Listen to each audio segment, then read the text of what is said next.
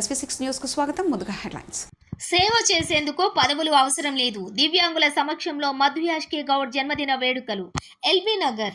ప్రజా సేవ చేసేందుకు పదవులు అవసరం లేదని, సేవ చేయాలన్న మంచి మనసుంటే చాలునని కాంగ్రెస్ పార్టీ ప్రచార కమిటీ చైర్మన్ మాజీ ఎంపీ మధుయాష్కి గౌడ్ అన్నారు.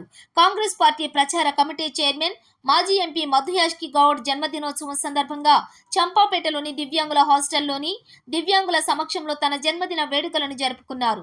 ఎన్నికల సమయంలో దివ్యాంగులు ఎదుర్కొంటున్న సమస్యలను తెలుసుకుని తన జన్మదినోత్సవం సందర్భంగా మధుయాష్కి గౌడ్ దివ్యాంగుల సదనానికి వాటర్ RORను బహుకరించారు. ఈ సందర్భంగా మధుయాష్కి గౌడ్ మాట్లాడుతూ ఉన్నత విద్యను అభ్యసించి ఉద్యోగాలు రాక, ఉపాధి లేక ఎంతో మంది దివ్యాంగులు అనేక ఇబ్బందులకు గురవుతున్నారని ఆవేదన వ్యక్తం చేశారు. దివ్యాంగులకు ప్రభుత్వ, ప్రైవేటు రంగాల్లో ఉద్యోగ, ఉపాధి అవకాశాలు లభించేలా ముఖ్యమంత్రి రేవంత్ రెడ్డితో చర్చిస్తానని ఆయన భరోసా ఇచ్చారు. దివ్యాంగులకు ఎలాంటి కష్టం వచ్చినా తాను ముందుండి వాటి పరిష్కారానికి కృషి చేస్తానని హామీ ఇచ్చారు. అనంతరం దివ్యాంగులచే కేకును కట్ చేయించి దివ్యాంగులకు పంపిణీ చేశారు. అనంతరం మధుయాష్కి గౌడ్ను దివ్యాంగులు, కాంగ్రెస్ పార్టీ నాయకులు, కార్యకర్తలు, అభిమానులు పుష్పగుచ్చాలు, శాలువలతో ఘనంగా సత్కరించారు. ఈ కార్యక్రమంలో ప్రవీణ్, కాంగ్రెస్ సేవాదళ్ రాష్ట్ర అధ్యక్షులు మిద్దెల జితేందర్, మాజీ corporator Nazeer Prakash Goud, Champapeta division Congress party అధ్యక్షులు శ్రీపాల్ రెడ్డి, నాయకులు లింగాల కిషోర్ గౌడ్, మల్లారపు శాలిని, గోపాల్ ముదిరాజ్, బద్రీనాథ్, గజ్జి శ్రీనివాస్ యాదవ్, ప్రవీణ్ రెడ్డి, పున్నా గణేష్ నేత, బండి మధుసూదన్ రావు, బత్తుల మల్లేష్ గౌడ్, బొంగు వెంకటేష్ గౌడ్, అధిక సంఖ్యలో దివ్యాంగులు, కాంగ్రెస్ పార్టీ నాయకులు, కార్యకర్తలు, అభిమానులు పాల్గొన్నారు. కాంగ్రెస్ పార్టీకి ద్రోహం చేసిన వారిని పార్టీలోకి రానిచ్చేది లేదు. కన్న తల్లి లాంటి కాంగ్రెస్ పార్టీకి వెన్నుపోటు పొడిచి అభివృద్ధి పేరుతో బీఆర్ఎస్ పార్టీలోకి వెళ్లిన ద్రోహులను తిరిగి కాంగ్రెస్ పార్టీలో చేర్చుకునేందుకు పార్టీ సంసిద్ధంగా లేదని కాంగ్రెస్ పార్టీ ప్రచార కమిటీ చైర్మన్ మాజీ ఎంపీ మధుయాష్కి గౌడ్ స్పష్టం చేశారు. కాంగ్రెస్ పార్టీలో గెలిచి 11 మంది ఎమ్మెల్యేలు బీఆర్ఎస్ పార్టీలో చేరారని, అందులో 9 మందిని ఓడించామని, మిగతా 2 గెలిచారని తెలిపారు. కాంగ్రెస్ పార్టీకి ద్రోహం చేసి పార్టీ మారి ఎన్నో అవినీతి అక్రమాలకు పాల్పడిన వారిపై ప్రభుత్వం సమగ్ర విచారణ చేపడుతుందని, వారిపై కఠిన చర్యలు తీసుకోవడం ఖాయమని ఆయన పేర్కొన్నారు. తప్పు చేసిన వారు శిక్ష అనుభవించక తప్పదని ఆయన హెచ్చరించారు. ఎన్నికల ప్రచార క్రమం రావడం జరిగింది.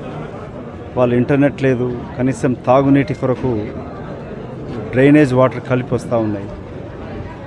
ఇంతవల్ల మెషిన్ భగీరథ అంటూ ఇంటింటికి నల్ల నీళ్ళు లేకపోతే ఓటు అడగమని చెప్పిన వ్యక్తులు, ఆ ప్రభుత్వం కనీసం మంచినీటి తాగునీటి సౌకర్యం లేకుండా ఉండే ఈ హాస్టల్కి. అందుకే గెలుపోవటం సంబంధం లేకుండా నేను అప్పుడు చెప్పడం జరిగింది, వీళ్ళకి RO ప్లాంట్ పెట్టిస్తానని చెప్పి. ఇక్కడ RO ప్లాంట్ పక్కన బాలికలది ఉంది, వాళ్ళకు కూడా దివ్యాంగుల హాస్టలే. అక్కడ వాషింగ్ మిషన్ ఒకటి, ఫ్యాన్లు, ఇవన్నీ కూడా మధుయాష్కి ఫౌండేషన్ ఇనిషియేటివ్ ద్వారా ఏర్పాటు చేయడం జరిగింది. ప్రజా జీవితంలో ఉన్నవాడు గెలుపోవటంలో ఓటు రాజకీయం కాకుండా ప్రజలకు జవాబుదారీగా ఉంటూ మానవీయ కోణంలో పనిచేయాలి.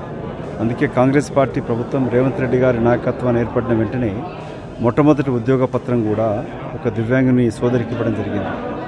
సోనియా గాంధీ గారు రాజీవ్ గాంధీ ఫౌండేషన్ ద్వారా దేశంలో ఉన్న వికలాంగులకి మోటరైడ్ వెహికల్స్ ఇవ్వడం జరుగుతూ ఉంది. ఇంకా కూడా కాంగ్రెస్ ప్రభుత్వం ఉన్నప్పుడు కూడా ఈ ఫౌండేషన్స్ అన్నీ కూడా మేము సోనియా గాంధీ గారిని, రాజీవ్ గాంధీ ఫౌండేషన్ ఆదర్శంగా తీసుకొని మధుయాష్కి ఫౌండేషన్ ద్వారా చనిపోయిన రైతు కుటుంబాలకి ఎక్కడైతే విద్యా, వైద్యపరంగా సహాయాలు అందించడం జరుగుతుంది గత 20 సంవత్సరాల నుంచి, ఒక్క పైసా ప్రైవేట్ తీసుకోకుండా.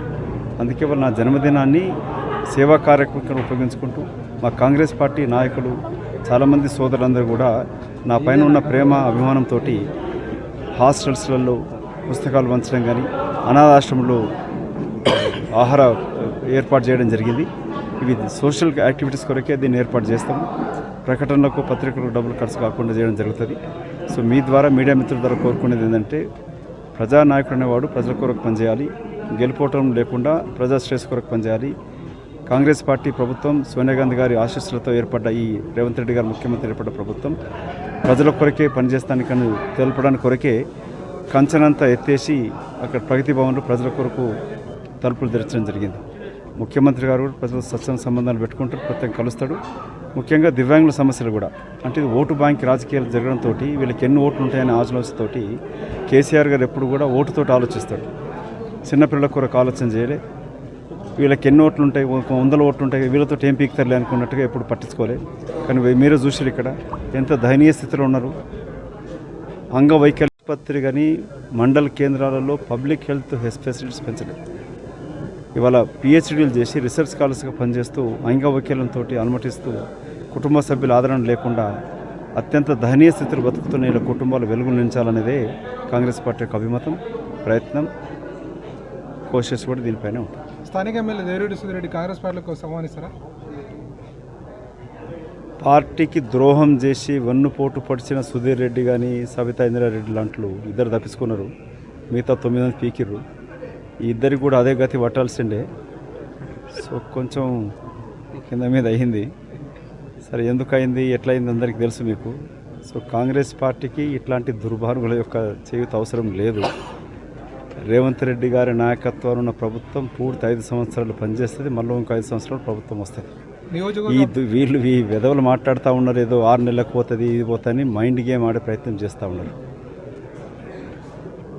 వీళ్ళ అంటే కాంగ్రెస్ పార్టీ అంటే ప్రజల్ని సంక్షోభం నెట్టే ప్రయత్నం చేస్తూ ఉన్నారు.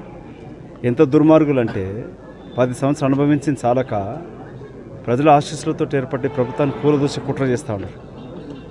సో కాంగ్రెస్ పార్టీ ప్రభుత్వాన్ని, రేవంత్ రెడ్డి గారు ముఖ్యమంత్రి ప్రభుత్వాన్ని కూలదూసి కుట్రలు చేస్తే వీళ్ళ వీపులు వాయించడం ఖాయం. మేము చెప్పాల్సిన అవసరం లే, ప్రజలు చెప్పులు పట్టుకొని వెంబడబడతారు వీళ్ళని. కాబట్టి ఈ మంత్రులు, మాజీ మంత్రులు మాట్లాడుతున్నారు, కడియం శ్రీ మతిపోయి మాట్లాడుతూ ఉన్నారు, సోయి లేకుండా మాట్లాడుతూ ఉన్నారు.